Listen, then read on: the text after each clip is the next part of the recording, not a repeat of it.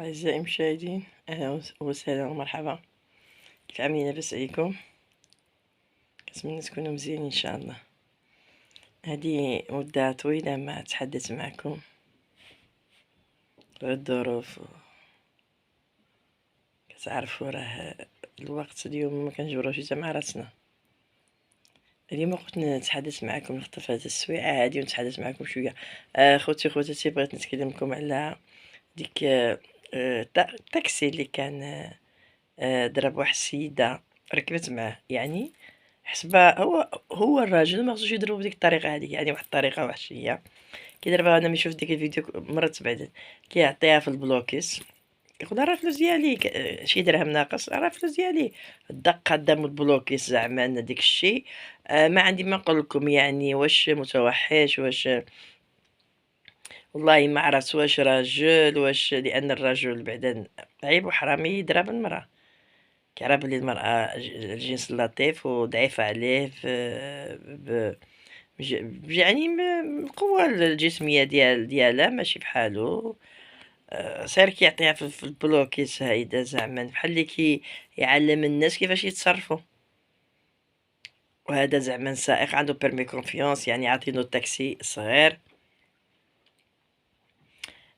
والله ما عرفت كيفاش نقول لكم اخوتي، هادشي هذا الموضوع يا خطير بزاف.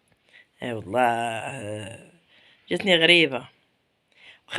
واخا تكون ما عطاتوش ما خلصاتوش كاع، ما يعملهاش ديك الطريقة هذيك. البلوكيت كيعطيها في الوجه هادشي العنف و القساوة ما عرفتش كيفاش نسمي لكم هادشي هذا، لان ماشي مسنسي كنشوفوا هادشي هذا.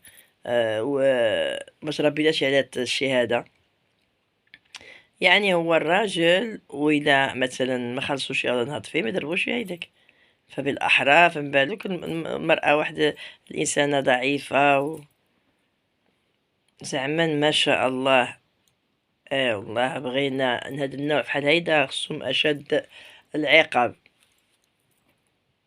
لأن حنا في واحد البلد يعني آمن وكما كنقولوا آه، متحضر وبلد مسلم، ما خصوش الراجل يطاول يدو على المرأة ولو تكون في عملت له اي حاجه ما يعملهاش داك الشيء هذاك. انا ملي شفت ديك الفيديو ملي صيفطوه لي يعني تخلعت. كيعطيها فحال زعما فحال لي شي بوكسر. ما شاء الله ولا حول ولا قوه الا بالله. انا ماشي مستنسه كنحرض على شي حاده ولا نقول لهم هذا التاكسي خصو اشد العقاب. المهم كنتمناو بحال هذا الشيء هذا ما يكونش، وإلا عمل بنادم هاد الشيء هذا خصو اشد العقاب صراحه. لان اذا كنا كنخليو السائق يضرب المرايده و الشوفر عيقتلها، الاخر ما عرف شنو يعمل لها. الجنس الضعيف ما خصوش يتاذى هيداك. وما واصلا ما خصوش الانسان بصفه عامه ما خصوش يتضرب هيداك.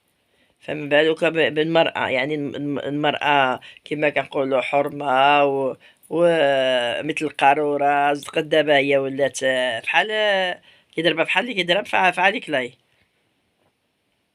انا غير بغيت اخوتي نشارك معكم هذه الفكرة هذه، يعني ما عجبتنيش بقات في الذاكرة ديالي. قلت اليوم بلا ما وجدت لا شي محتوى لا والو، بغيت نشارك معكم هذه الفكرة، هذا الشيء هذا المصيبة اللي شفت.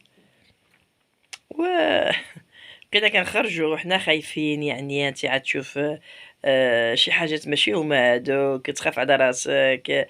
يعني شي حاجات كيوقعوا اللي كيتعرضها اللي كيضربها اللي ماشي في الوعي ديالو.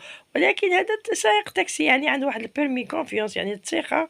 ما خصوش يعمل هادشي هذا، يعني بكامل قواه العقليه ما خصوش يعمل هادشي هذا. كنطالبوا العداله تعمل اللازم، وهي اللي عاد تعرف شنو تعمل باش ربي واحد اخر ما يطولش يدو على المرأة، ما يطولش يدو اصلا على اي انسان سواء رجل او مرأة.